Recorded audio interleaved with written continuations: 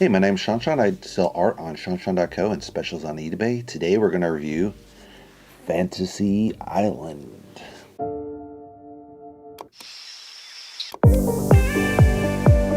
So Fantasy Island is directed by Jeff Wadlow. The time is hour 49 minutes, so a little bit over the sweet spot, but pretty tight. We have Michael Pena plays Mr. Rourke, kind of the leader of this island that brings the guests to the island. Maggie Q plays Gwen Olsen.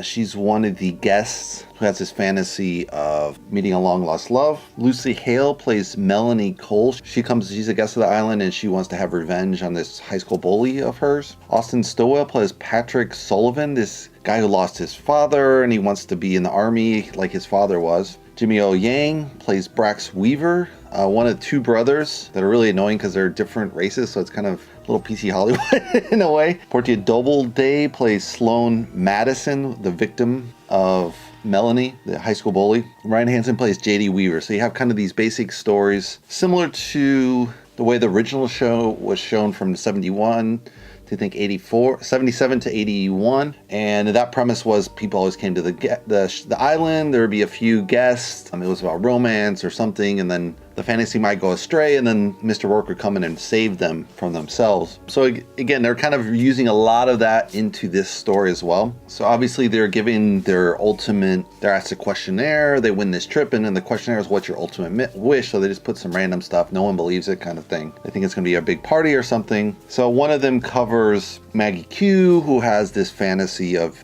meeting her ex-boyfriend that she broke with, have a child with him, so which that happens, and then she's like, no, wait a minute, this is not really what I want to do. I want to go back and save this person that died in a building, right? And that's revealed really late in the story, kind of the beginning of Act 3, I would say. Another storyline is this two brothers, the Weaver brothers. One was adopted, I think, and they come there for a big party, have a big fun. And there's girls and gay guys, and they have a huge mansion themselves, and it's the greatest party ever. And then all of a sudden, this drug lord shows up to reclaim his mansion, right? So it's kind of a fun twist on that story. And you have the other story, Melanie and Sloan, who, are victims. One is a victim and one is the high school bully victim, and then the high school victim, and then now the new bully. So they've reversed roles, so to say. And that goes along for a way, and then she's like, wait a minute, this is going over the top with the bullying. I gotta stop this. I really just want to kind of have a 3D projection. And then later it's revealed to have another twist connected to this story, which is really nice. So they have kind of two twists, which is really nice that, as the stories come off the wheels, they start to intermingle in the stories, and people are like, why are we in each other's fantasy? That shouldn't be happening. And also, with the original premise of the show, the contestants were always kept separated, so they never had this commingling between the different characters. So this is kind of a new twist. They've kind of had all these separate ones. They come together.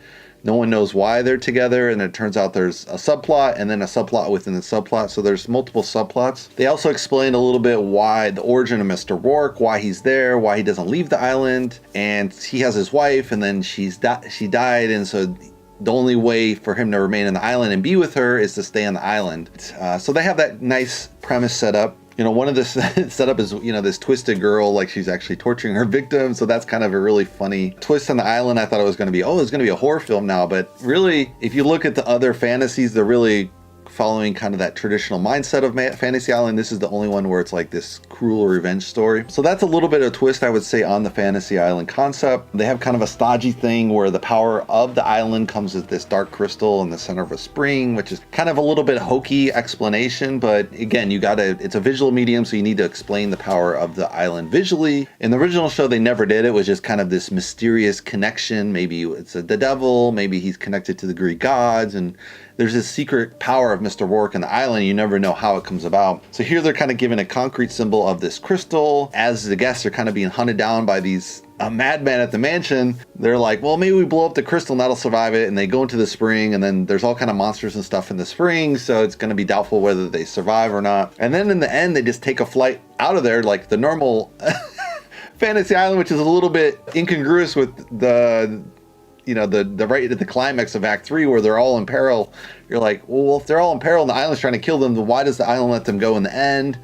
And then, they're kind of explaining, well, why am I going to rate this on Yelp and it's going to be crappy? It's like, no, you'll forget it. So they're kind of trying to live within that pre-cell phone era where, you know, there's no impact from cell phones. There's obviously cell phone blockage on the island. That's possible. So that gives free reign during the visit. But then once they leave, you have your cell phone. You can report this and the Fantasy Island will burn in hell, right?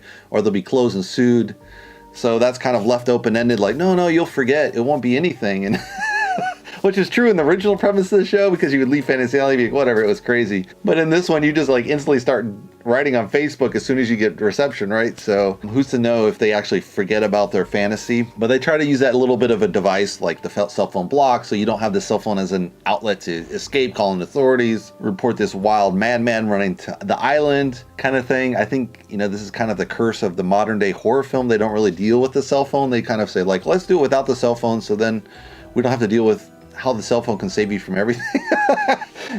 Which is kind of funny. Or the fact that they would be bored mindless without the cell phone because everyone's so used to on their cell phone 24/7. Then how would these guys survive without the cell phone? Yeah, the two boys that are kind of like this teenage goofball boys, they're kind of a super annoying in a way. I think it was just the contrast with the romantic one and the revenge one. So you have kind of the contrast between the three different stories. It's just a fun concept. For some reason, the ratings were really horrible on this.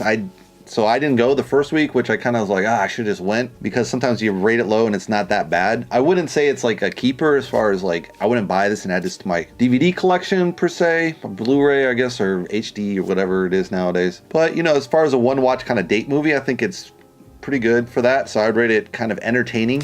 If you want to subscribe to my movie reviews, you can subscribe below. And I'll see you in the next movie review. Thanks for watching, guys.